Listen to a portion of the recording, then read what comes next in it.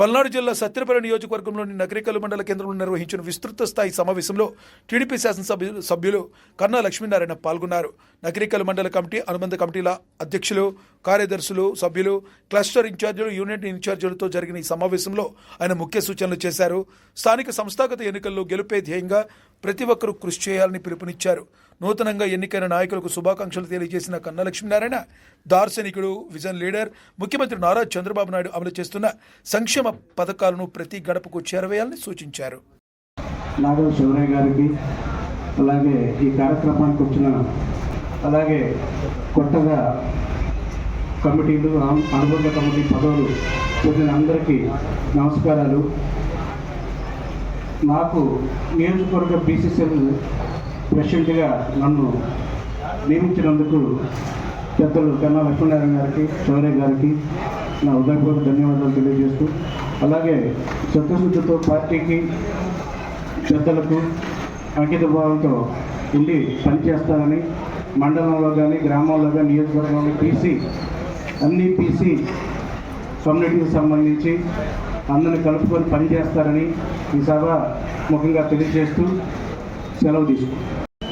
మన రాఘవ శివరయ్య గారికి, మన మాజీ మంత్రివర్యులు, శాసనసభ్యులు శ్రీ కన్నా లక్ష్మీనారాయణ గారికి, మన తెలుగుదేశం పార్టీ కుటుంబ సభ్యులు, కార్యకర్తలకి, నాయకులకి, ఇక్కడికి వచ్చిన ప్రతి ఒక్కరికి అభివందనాలు. కానీ ఇప్పుడు మనకి ఇక్కడ ప్రతి ఒక్కరు మన అధికారంలో ఉన్నామని అనుకుంటున్నామే తప్ప ఇక్కడ ఏం జరుగుతుందంటే ఒకళ్ళకొకళ్ళ సంబంధాలు లేవండి. ఇక్కడ ప్రతి ఒక్కళ్ళకు కూడా ఇప్పుడు వినండి, పోయినసారి 2019 నుంచి 2024 దాకా వైఎస్ఆర్ కాంగ్రెస్ పార్టీ వాళ్ళు ఒక్క బ్యానర్ కట్టినా, ఒక జెండా కట్టినా తీసుకెళ్లి లోపల పూగోబెట్టారు. ఒక్క చిన్న పిలుపు మన పార్టీ ఇచ్చిన. ఇవాళ వాళ్ళు ప్రతి ఒక్క దానికి కూడా వాళ్ళు ప్రతి ఒక్కటి వాళ్ళ జెండా కానివ్వండి, బ్యానర్లు కానివ్వండి, వాళ్ళకి వచ్చేసరికి ఏదున్నా కానీ వాళ్ళకి వచ్చేసి అట్టు ఆ తప్పు లేకుండా పోతుంది. మనలో కూడా పార్టీ గెలిచిన తర్వాత వచ్చిన కోవట్లు కొంతమంది ఉన్నారు. ఆ కోవట్లు కూడా అటుపక్క ఉండి మన పక్కన రాళ్ళేసి మన మీద తగాదా చేసి ఎగబడి కొట్టినోళ్లే. ఇలాంటి వాళ్ళు కూడా ఇలా ఇబ్బంది పెడుతున్నారు మన పార్టీ కూడా. ఇప్పుడు మొన్న జగన్ గారు, చంద్రబాబు నాయుడు గారు, పవన్ కళ్యాణ్ గారు బావిలో దూకి చావమంటున్నారు. కానీ మనం ఇంతమంది ఉన్నాము, దాన్ని ఖండించిన వాళ్ళు ఒకళ్ళము లేము. ఇప్పుడు ఇంతమంది, ఇప్పుడు ఆయనకే నోరు ఉందా, మనకు నోరు లేదా? మనం కూడా ఇష్టం వచ్చినట్టుగా మాట్లాడగలం. మాట్లాడను వెనక ముందు లేకుండా మాట్లాడతాము. అది మన పెద్దలు కూడా, మన ఎమ్మెల్యే గారి ద్వారా అది మీటింగ్లో కూడా ఒకసారి మన ముఖ్యమంత్రి గారి దృష్టి తీసుకెళ్ళి మన పార్టీ కార్యకర్తలకు మనకినా కాపాడుకోకపోతే రేపు స్థానిక సంస్థల్లో మన ఎవరు కూడా ముందుకు రాలేమండి. పోయినసారి వాళ్ళు ఒక మండలాలు కానివ్వండి, పంచాయతీలు కానివ్వండి, ఎంపీటీసీలు కానివ్వండి, వాళ్ళు ఎవరికి నామినేషన్ వేయకుండా వాళ్ళు గేటు దగ్గర నిలబడి పోలీసు వాళ్ళని నిలబెట్టి వాళ్ళ కార్యకర్తలాగా మాకెంతో ఇబ్బంది పెట్టారు. సో మనమేమన్నా మా ఇంట్లో నేను మా అబ్బాయికి ప్రతి ఒక్క మీటింగ్ వస్తే మా దగ్గర ఇంటికి వచ్చి కాపలా ఉండి ఒక 5 సంవత్సరాలు కూడా ఇంట్లో నుంచి బయటకు వెళ్ళనివ్వాలి. అలాంటి ఇబ్బంది పడ్డాడు మన స్టేట్లో ఎంతో మంది ఉంటారు. అది మనం గ్రహించి మన శాసనసభ్యుల గారి ద్వారా అది పెద్దవాళ్ళకు తెలియజేస్తారని సెలవు తీసుకున్నారు. ముఖ్య అతిథిగా చేసినటువంటి గౌరవ శాసనసభ్యులు శ్రీ కన్నా లక్ష్మీనారాయణ గారికి, వేదిక మీద ఉన్న ఇతర పెద్దలందరికీ, మండలం నుంచి హాజరైనటువంటి కార్యకర్తలు, నాయకులందరికీ కూడా నా హృదయపూర్వక నమస్కారాలండి. పార్టీకి సమయం వెచ్చించే వాళ్ళని పార్టీ కమిటీలో ఉండాలని చెప్పి పదే పెద్దలు ఎమ్మెల్యే గారు చెప్తా ఉన్నారు. కానీ ఈనాటి సమావేశానికి చాలామంది కూడా హాజరు కాలేదు. ఇంకా దృష్టిలో పెట్టుకొని నెక్స్ట్ వచ్చే సమావేశం కన్నా కూడా కొంచెం సీరియస్ తీసుకొని అందరూ రావాల్సిందిగా కోరుతున్నాను. అలాగే తొందరలోనే స్థానిక సంస్థల ఎలక్షన్లు కూడా రాబోతూ ఉన్నాయి. దానికి తగ్గట్టుగా అందరూ కూడా కష్టపడి పార్టీ కోసం పనిచేయాలి. ప్రభుత్వం ప్రవేశపెట్టినటువంటి పథకాలన్నీ కూడా అందరికీ సక్రమంగా అందుతున్నాయా లేదా అనేది కూడా మనం చేసిన పనులు కూడా చెప్పుకొని ప్రజల దగ్గరికి వెళ్ళవలసిన టైం కూడా దగ్గరలో ఉందని అనుకుంటాను. మొదలు పెట్టాల్సిన సమయం ఆసన్నమైంది. అది చిన్న గ్రూపులు ఇట్లాంటి విభేదాలు ఉన్నా కూడా పక్కన పెట్టి మీ గ్రామాల్లో మంచిగా అందరూ తిరుగుతూ రాబోయే వేదిక మీద ఉన్న పెద్దలు, నకరికల్లు మండలం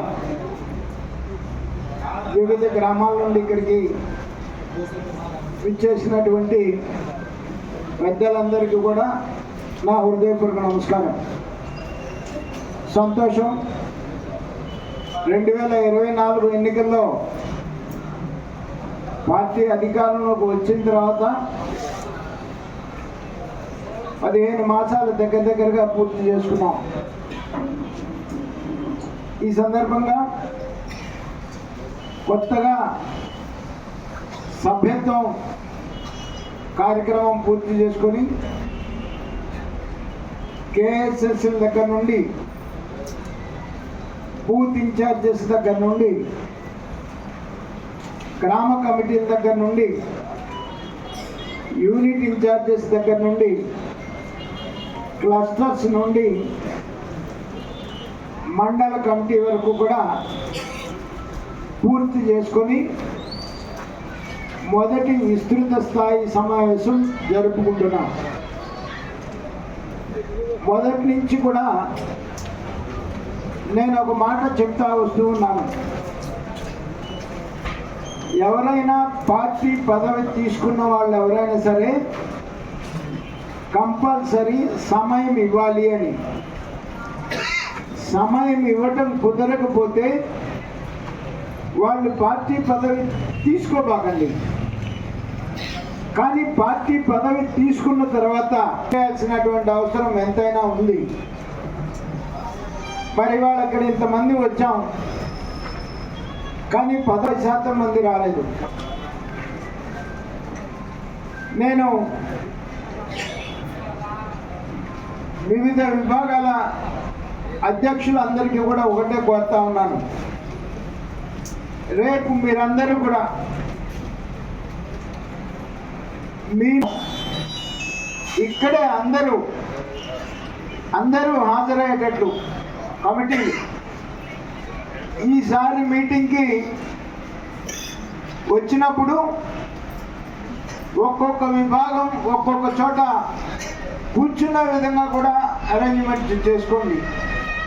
తెలుగు యువత, తెలుగు రైతు, తెలుగు మహిళ, అట్లా ఒక్కొక్క విభాగం ఒక్కొక్క చోట కూర్చుంటే ఈజీగా ఉంటుంది.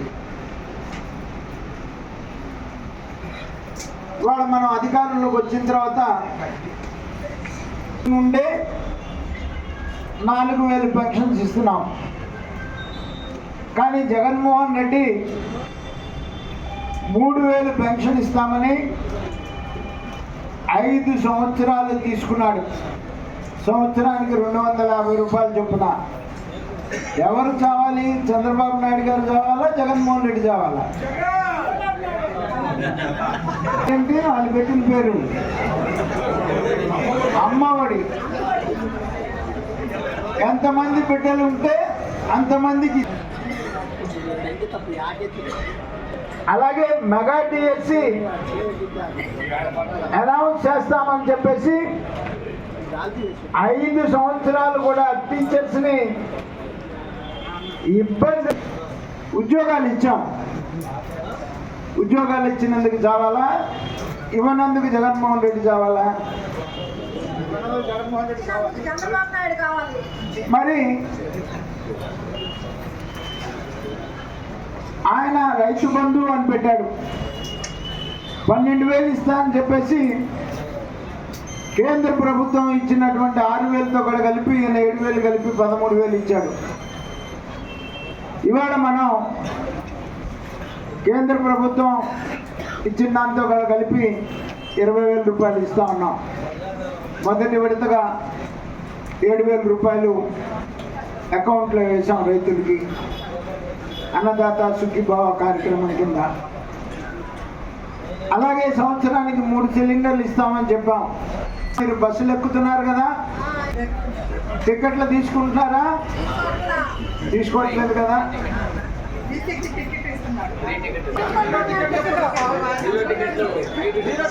ఫ్రీ టికెట్లు. ఎన్నికలప్పుడు హామీలు ఇచ్చాము,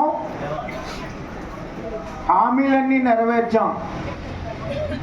అమరావతి రాజధాని కడతా అన్నాం, నిర్మాణం శరవేగంతో జరుగుతూ ఉంది ఇవాళ. కానీ జగన్మోహన్ రెడ్డి కూడా అధికారంలోకి వస్తే అమరావతి రాజధాని ఉంచుతానని చెప్పి అధికారంలోకి రాగానే 3 రాజధానులు అని చెప్పేసి రాష్ట్రానికి రాజధానే లేకుండా చేసినటువంటి పరిస్థితి జగన్మోహన్ రెడ్డిది. మరి గడిచిన 5 సంవత్సరాల్లో వైసీపీ ప్రభుత్వంలో